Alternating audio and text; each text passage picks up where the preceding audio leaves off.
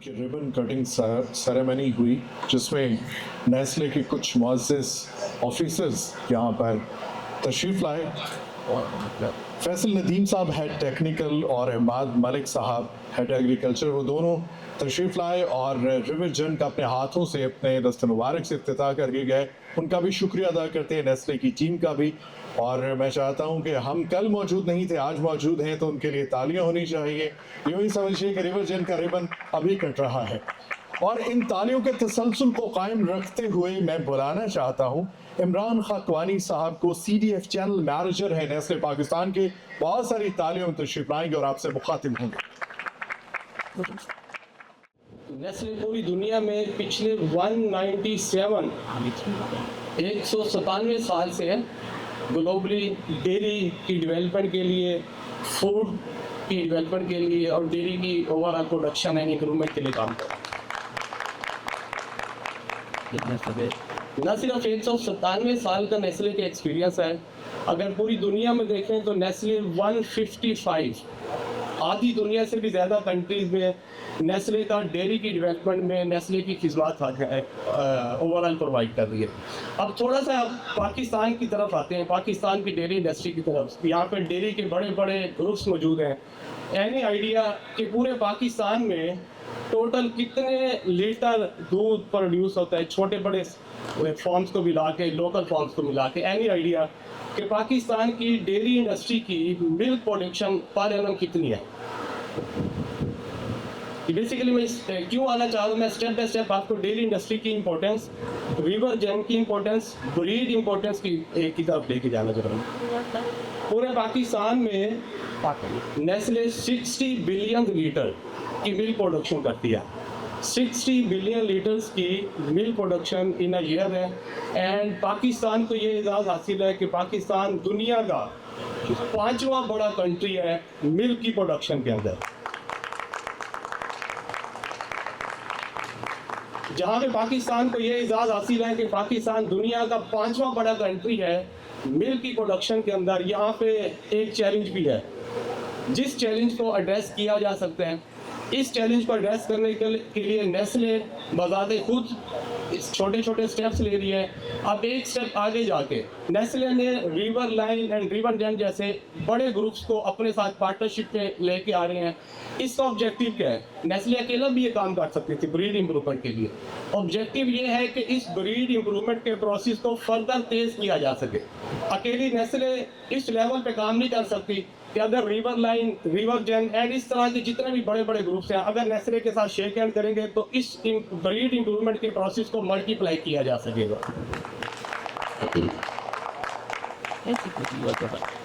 अच्छा, अब चैलेंज की तरफ आते हैं कि नेस्ले पाकिस्तान पाकिस्तान की जो डेयरी इंडस्ट्री है दुनिया की 5वीं बड़ी मार्केट है, बट यहाँ पे एक चैलेंज भी है। दुनिया की 5वीं बड़ी मार्केट मिल्क की प्रोडक्शन में है, बट अगर आप नंबर ऑफ एनिमल्स को देखें तो पाकिस्तान दुनिया का दूसरा बड़ा मुल्क है। इट्स मीन कि हमारे अंदर वो पोटेंशियल मौजूद है नंबर ऑफ एनिमल्स के साथ कि हम दुनिया का दूसरा बड़ा मिल्क प्रोडक्शन कंट्री भी बन सकते हैं। अब दुनिया का दूसरा बड़ा मिल्क प्रोडक्शन कंट्री बनने के लिए हमें जेनेटिक्स इंप्रूवमेंट और काफ़ी सारे ऐसे स्टेप्स हैं जो कि लेने पड़ेंगे। अब मैं थोड़े से नंबर्स की तरफ आता हूँ कि पाकिस्तान की एवरेज यील्ड पर का कोई 8 से 10 लीटर्स पर डे के हिसाब से आ रही है। अगर हम फ्रीजियन की बात करें तो ये भी एक बड़ी मिसकंसेप्शन पाई जाती है पाकिस्तान की डेयरी इंडस्ट्री में कि हर ऑस्ट्रेलियन फ्रीजियन दिखने वाली काऊ ऑस्ट्रेलियन फ्रीजियन है और हर ऑस्ट्रेलियन फ्रीजियन दिखने वाली गाँव को 30 से 35 लीटर दूध देना चाहिए। ये एक बड़ी मिसकंसेप्शन है। ठीक है, इस मिसकंसेप्शन को फुलफिल करने के लिए पाकिस्तान में breed improvement, genetics improvement, feed improvement, precision feeding, ये वो स्टेप्स हैं जिसके ऊपर हमने काम करना है। अगर हम इन स्टेप्स के ऊपर काम नहीं करेंगे तो पाकिस्तान दूसरा बड़ा नंबर ऑफ एनिमल्स के साथ 5वां ही बड़ा मुल्क रह जाएगा। 2-3 ऐसे स्टेप्स हैं जो मैं आपसे शेयर करना चाहता हूँ। पाकिस्तान की डेयरी इंडस्ट्री, जो कि ऐसे डेयरी फार्मर मौजूद हैं यहाँ पे जिनका पिछले 20, 30, 35 साल का एक्सपीरियंस है। पाकिस्तान की डेयरी इंडस्ट्री की ट्रांसफॉर्मेशन का जो फर्स्ट स्टेप था वो 2007 में स्टार्ट हुई थी। 2007 से पहले पाकिस्तान की जो डेयरी इंडस्ट्री जो आज की शेप में है इससे बिल्कुल मुख्तलिफ थी। 2007 से पहले पाकिस्तान में जो एवरेज यील्ड पार का होती 2 से 3 लीटर, हमारे बुजुर्ग कहते हैं जिन्होंने अपने घरों में इस तरह के शेड या फार्म हाउसेस बनाए होंगे कि 2 से 3 लीटर, 4 लीटर, 5 लीटर हम एवरेज मिल्क पर काउ ले रहे थे। 2007 में पाकिस्तान में फर्स्ट टाइम नेस्ले ने ऑस्ट्रेलियन फ्रीजियन काऊ को पाकिस्तान की लैंड पे लेके आए थे। तो ये एजाज़ नेस्ले को हासिल है कि 2007 के अंदर फर्स्ट टाइम फ्रीजियन काउस को पाकिस्तान में इंट्रोड्यूस करवाने वाला नेस्ले पाकिस्तान है। ये इंट्रोड्यूस करवाने के साथ साथ यहाँ पे हमने अपना सफ़र ख़त्म नहीं किया। सिंपल इसको इंट्रोड्यूस करवाने के साथ साथ जो भी मल्टीनेशनल कंपनीज होती हैं, किसी भी प्रोजेक्ट को स्टार्ट करना बहुत आसान है, बट उसको एक्सट्रीम लेवल पे सक्सेसफुल लेके जाना इज़ अ डिफ़िकल्ट टास्क और ये जर्नी है। जर्नी को अचीव करने के लिए टाइम्स, डिकेड्स, ईयर्स चाहिए होते हैं। एंड नेस्ले को अराउंड तकरीबन 25 एक साल हो गए हैं इस ओवरऑल डेयरी इंडस्ट्री की ट्रांसफॉर्मेशन को करते हुए।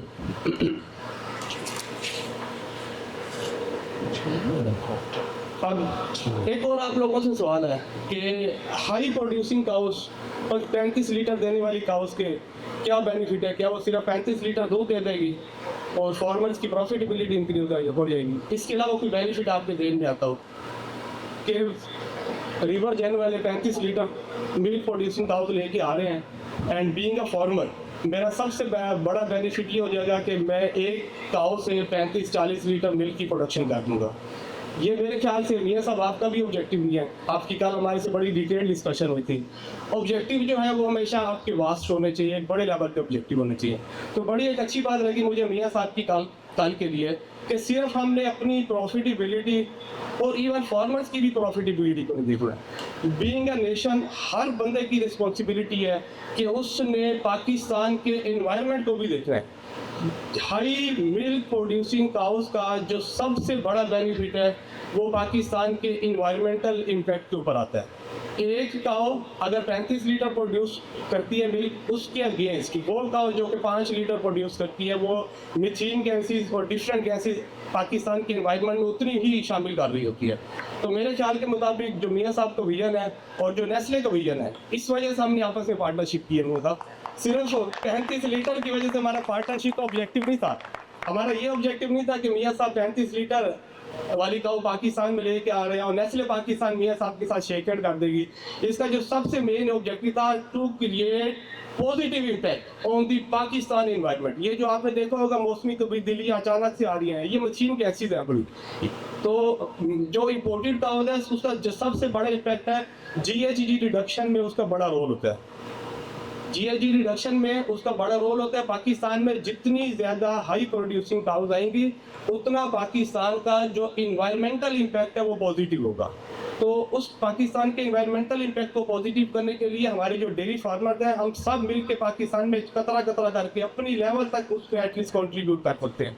एंड सेकेंड जो सेकेंड ऑब्जेक्टिव है इस इम्पोर्टेड काउस को पाकिस्तान में लेके आने का, वो अल्टीमेटली हम सब लोग काम करते हैं पैसे के लिए, वो प्रॉफिटेबिलिटी का।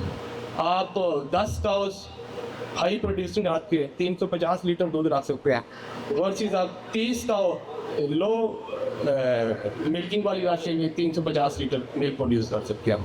तो लास्ट एक पॉइंट की तरफ आता हूँ। मुझे 5 मिनट दिए गए थे, पॉइंट्स में सब काफ़ी सारे हैं मेरे पास।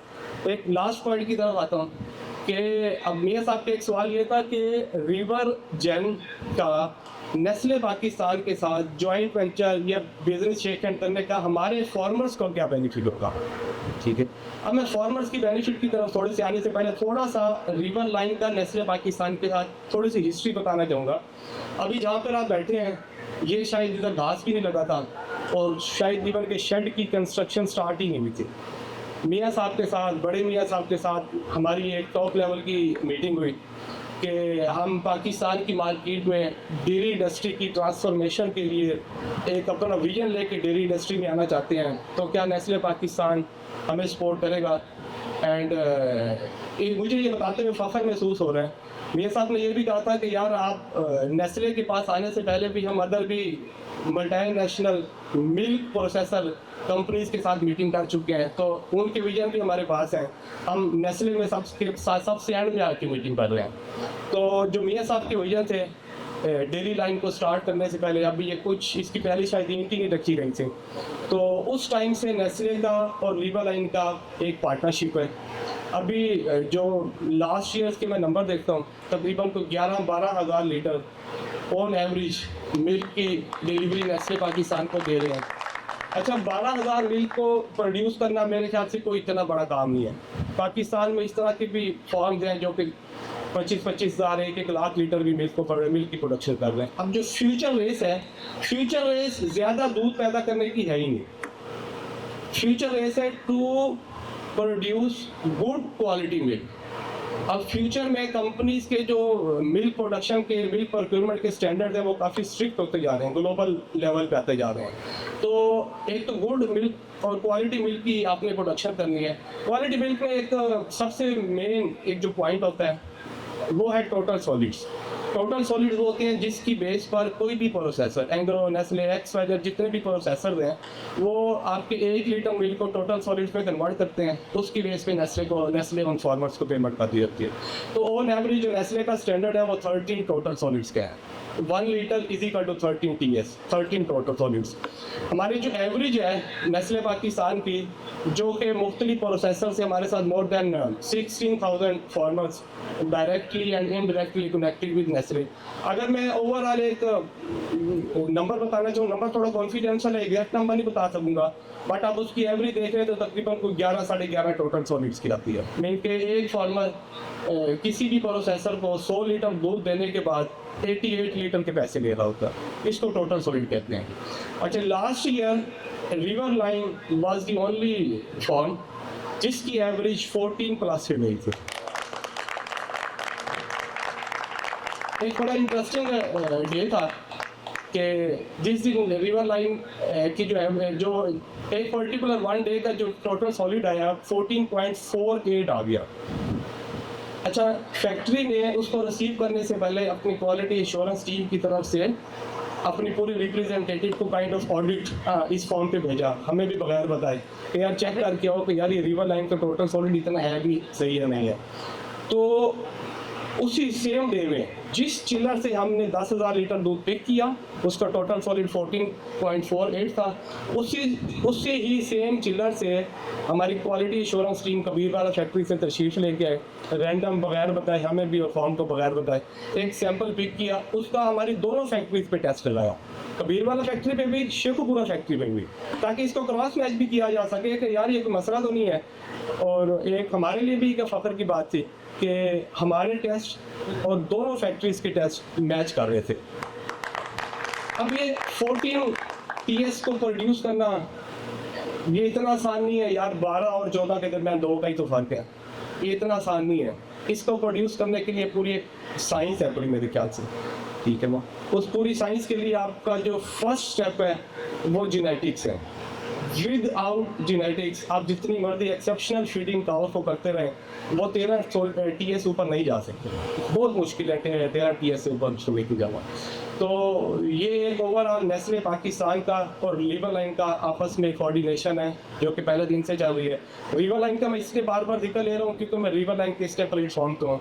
इधर इसी हाल के अंदर नंबर ऑफ ऐसे फॉर्म्स हैं जिनको मैं देख रहा हूँ जो कि नेस्ले के साथ एक लंबे अरसे से चल रहे हैं। एंड सेकेंड, इस पूरी सेरेमनी के अंदर नेस्ले का और रिवर जैन का क्या ऑब्जेक्टिव है। नेस्ले पाकिस्तान का एक इनिशिएटिव था पाकिस्तान के अंदर इम्पोर्टेड काउस की इंडक्शन करना, GHG gases and environmental impact को बेहतर लेके आना, डेयरी इंडस्ट्री की ट्रांसफॉर्मेशन करना। उसके लिए नेस्ले ने सिंस लास्ट मैनी ईयर्स एक सब्सिडी स्कीम अनाउंस की हुई है। जो भी फार्मर, छोटा फार्मर एक X नंबर ऑफ काउस खुद इंपोर्ट करता है ऑस्ट्रेलिया से या किसी रजिस्टर्ड वेंडर के थ्रू इंपोर्ट करता है, बट उसके पास रजिस्टर्ड वेंडर का सर्टिफिकेट होना चाहिए कि ये मैंने 10 काउस इस XYZ रजिस्टर्ड वेंडर से मैंने परचेज किया है और उसकी पूरी एक चेन होती है। वो वेरीफाई हो जाता है। वो तमाम फार्मर्स हमारी काउ सब्सिडी का पार्ट होते हैं। तो रिवर लाइन भी उस हमारे प्रोग्राम का पार्ट है। कोई भी फार्मर रिवर लाइन से काउस इंपोर्ट करेगा वो उस क्राइटेरिया के लिए एलिजिबल है, बट उसकी जो इवेल्युएशन है वो Nestle as per company protocol and SOPs के मुताबिक उस फार्म्स की स्क्रीनिंग हमारी अपनी एसओपी के मुताबिक होगी। बट जो फर्स्ट स्टेप होगा कि आपने इंपोर्टेड काउस ही पाकिस्तान में लेके आए हैं, वो रिवर लाइन आपको उम्मीद है कोई सर्टिफिकेट वगैरह मेरे ख्याल से आप देंगे, वो फर्स्ट स्टेप के लिए आप एलिजिबल हो जाएंगे। सेकंड, थर्ड, फोर्थ, फिफ्थ जो भी क्राइटेरिया हैं वो नेस्ले अपने स्टैंडर्ड्स के मुताबिक उसको फुलफिल करेगा। बस एक लास्ट एक पॉइंट्स हैं, 2-3 पॉइंट्स हैं जो मैं शेयर करना चाहता हूँ। पाकिस्तान की डेयरी इंडस्ट्री को इस स्टेप से आगे लेके जाना है तो उसके लिए मेरे ख्याल से 3 ही मेन स्टेप्स हैं। Number 1, adopt modern technology.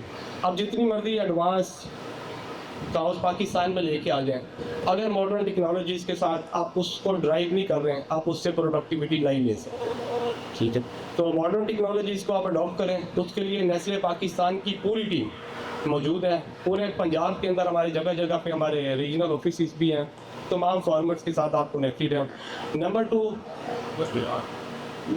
And number 3 ये 2 कॉमन पॉइंट्स हैं जो कि मोस्टली तौर पर जब कोई भी न्यू फार्मर इस डेयरी इंडस्ट्री में आता है विदाउट एनी रिसर्च सिर्फ जेब में पैसे लेके इस इंडस्ट्री के लिए आता है, वो मेरे ख्याल से ये 2 गलतियां करते हैं। और उसमें से कुछ परसेंटेज जो फार्मर हैं जो कि ये 2 गलतियां करते हैं, क्योंकि उनके पास पैसे होते हैं, ठीक है, और उनके ज़हन में होता है कि इतने पैसों से 100 एनिमल आ जाएंगे।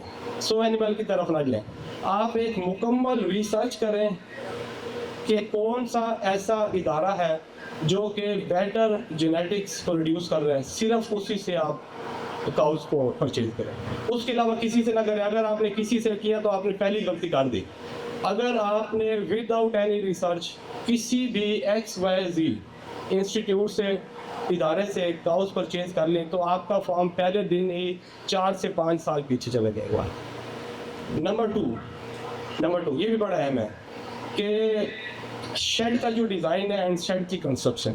अभी आज ही बाई चांस आज ही मैं एक फैसलाबाद वाली साइड पे एक बड़े डेयरी फार्म पे था, उसने कोई 5-6 साल पहले एक फार्म कंस्ट्रक्शन की, बड़ी कंस्ट्रक्शन थी, वो 45 हाइट पे तो उसने स्टार्ट किया और 35 फुट की हाइट पे आके उसे खत्म कर दिया।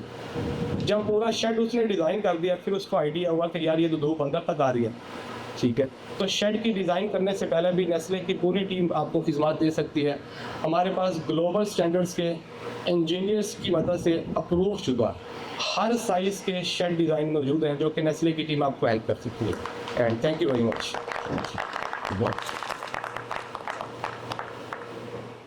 इंतज़ार का बहुत शुक्रिया। बस इख्तितामी नोट्स हैं जो चौधरी मोहसिन साहब की जानिब से इख्तितामी कलमात, और आप लोगों को शुक्रिया होगा। यकीनन तालियां आप बजा देंगे चौधरी मोहसिन साहब के लिए भी। आप सब की आमद का भी शुक्रिया फिर से। और चौधरी मोहसिन साहब आपसे मुखातिब। आप सब लोगों की आमद का बहुत बहुत शुक्रिया। आप लोगों का मज़ीद वक्त नहीं लेंगे।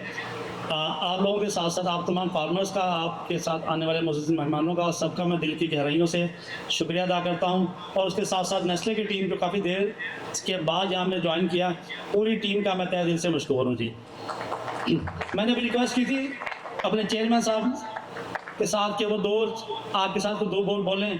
उन्होंने कहा कि नहीं मोहसिन, मैं अभी फार्मर्स के साथ बात नहीं करूँगा, मैं तब बात करूंगा जब मैं इन फार्मर्स को उनकी मुताबिक चीज़ों को डिलीवर करूंगा, उसके बाद मैं इनसे बात करूंगा। तो ये आप सब लोगों का बहुत बहुत शुक्रिया। आप सब प्लीज़ जो मेरी टीम है वो डाइनिंग की तरफ शुरू करवाएगी। अल्लाह हाफिज़।